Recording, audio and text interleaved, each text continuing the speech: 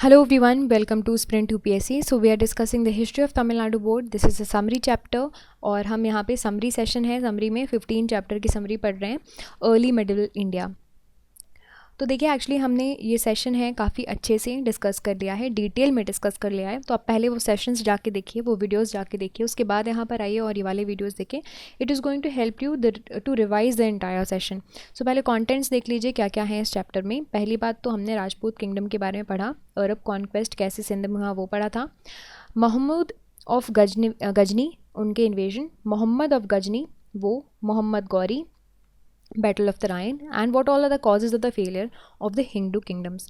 तो स्टार्ट करते हैं राजपूत किंगडम्स के बारे में पढ़ने से. सो 7th एंड 8th सेंचुरीज़ में आपको क्या हुआ, ये राजपूत किंगडम्स डोमिनेंस इनका शुरू हो गया और ये कब तक चला, जब तक मुस्लिम्स नहीं आ गए 12th सेंचुरीज़ में.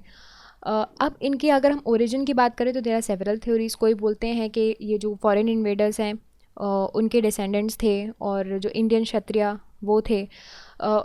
At the end of the day, they became homogeneous by constant intermarriages and adopting the common culture and customs.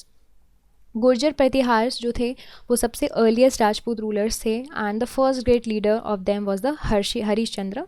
फिर उसके बाद प्रतिहार्स वीक बन गए, चौहान्स वगैरह आने लगे, नए राजपूत फेस बन गए, है ना, और अजमेर वगैरह में इन्होंने रूल करना स्टार्ट कर दिया. विग्रहराज सबसे इम्पॉर्टेंट इनका किंग था. चौहान के वक्त में ही एक्चुअली मोहम्मद गौरी का इन्वेजन हुआ था. परमार वगैरह भी बहुत ही इम्पॉर्टेंट राजपूत रूलर्स हैं और इनके सबसे इम्पॉर्टेंट रूलर थे भोज. फिर उसके बाद कांस्टेंट आपस में ही फ़ाइट कर रहे थे राजपूत्स, जिसकी वजह से इनमें ज़्यादा यूनिटी वगैरह नहीं थी और स्पेशली यूनिटी नहीं थी एक कॉमन एनिमी के लिए, और इसी की वजह से आपको देखने मिले मुस्लिम इन्वेजन्स. अब बात करते हैं अरब कॉन्क्वेस्ट ऑफ सिंध की. तो जो रिलीजन इस्लाम है, देखिए हमने एक्चुअली पूरा इंट्रोडक्शन बहुत ही अच्छे से डिस्कस ऑलरेडी कर लिया है. यहाँ पे मैं क्विकली बताऊँगी.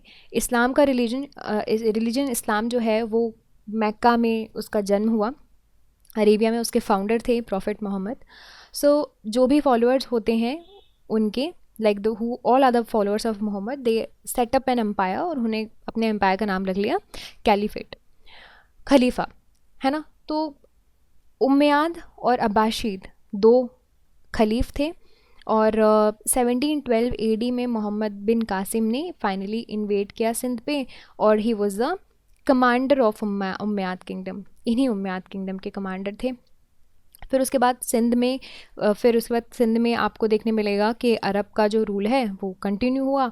बहुत से मुस्लिम रूलर्स हैं they wanted to expand their authority further to India, but बहुत से पावरफुल रूलर थे यहाँ पे, जैसे कि प्रतिहार वगैरह वेस्टर्न इंडिया में, उसकी वजह से वो लोग यहाँ पे नहीं आ पा रहे थे. फिर यहाँ पे हुआ महमूद ऑफ गजनी का इन्वेजन. सो 9th सेंचुरी के लास्ट में अब्बासिद कैलिफेट डिक्लाइन हो गया. जो तुर्किश गवर्नर थे उन्होंने अपने आप को इंडिपेंडेंट कह दिया और जो खलीफा का पोजीशन था वो सिर्फ और सिर्फ रिचुअल अथॉरिटी बन गया. सो इनमें एक थे अल्पितगिन, ठीक है, whose capital was Ghazni, और उनके जो सक्सेसर्स थे and his son in law was Sabuktigin, जो कि इंडिया को कॉन्क्वेस्ट करना चाहते थे. Mohammad is said to have made 17 raids to India. 17 बहुत होते हैं. सो इनिशियल रेड्स में इन्होंने हिंदू शाही किंगडम्स के खिलाफ जैसे कि जयपाला वगैरह डिफीट किया. फिर उसके बाद जो महमूद का इन्वेजन था, एक्चुअली आप देखोगे ना, इट वॉज मेजरली उन्होंने जो हमारे के रिच टेम्पल आर्किटेक्चर्स हैं उनको डिस्ट्रॉय किया, प्लैंडर किया और साथ ही साथ में वेल्थ भी लूट के गए. फिर अगर आप महमूद ऑफ गजनी की बात करोगे तो he was a author of Shahnameh. Al-Biruni भी इनके महमूद के कोर्ट में थे. इन्होंने किताबे हिंद लिखी थी which is an account on India.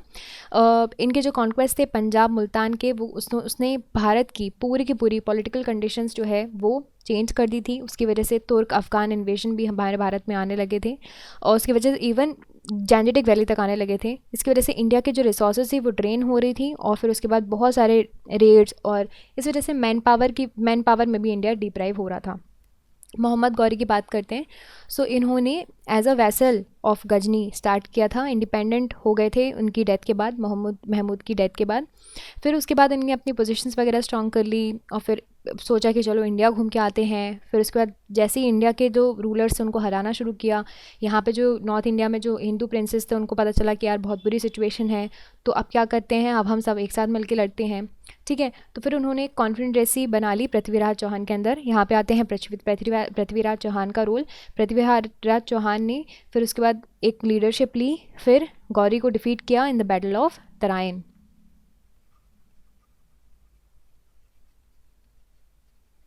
Delhi के पास, ठीक है। तो फिर उसके बाद सेकंड बैटल ऑफ तराइन हुई 1192 में। फिर उसके बाद इस बैटल में Mohammad Ghori thoroughly routed the army of Prithviraj, जिसके बाद पृथ्वीराज को कैप्चर कर लिया गया एंड उनको फिर बाद में किल कर दिया गया। बैटल ऑफ तराइन की बात करें तो पहला मुस्लिम किंगडम था जो उसने फॉर्मली इस्टेब्लिश किया अपना एम्पायर एट अजमेर, और उसके बाद नया जो है हिस्ट्री शुरू हो गई यहाँ भारत में।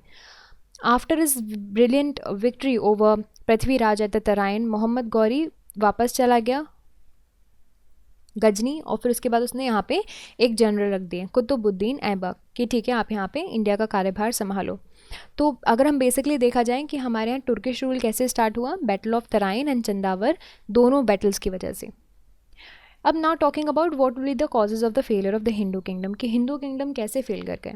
सो पहली बात तो पॉलिटिकल यूनिटी नहीं थी, यूनिटी बिल्कुल भी नहीं थी, आपस में ही लड़ रहे थे, है ना। फिर उसके बाद बहुत से हिंदू स्टेट्स थे वो पावर में भी डिक्लाइन होते जा रहे थे, उनकी military method out of date थी, और उसके एज कंपेरिजन टू मुस्लिम्स, यहाँ पे जो मुस्लिम्स की जो पोजीशंस थी और जो उनके मेथड्स थी वो काफ़ी ज़्यादा स्ट्रॉन्ग थी।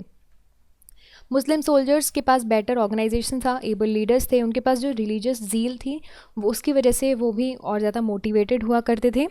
और हिंदू रूलर्स के पास हमेशा डिफेंसिव तरीके से वो खेलते थे, जो कि डिफेंसिव साइड सबसे ज़्यादा वीक साइड होता है, ओके, सबसे ज़्यादा वीक साइड होता है, तो उसी की वजह से यहाँ पे भी लैग कर रहे थे।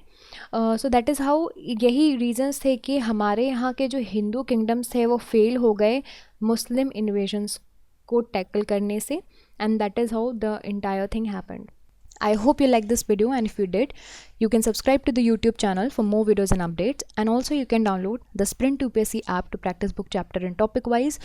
Remember candidates, just reading books and watching videos are not going to help you out unless you practice thoroughly.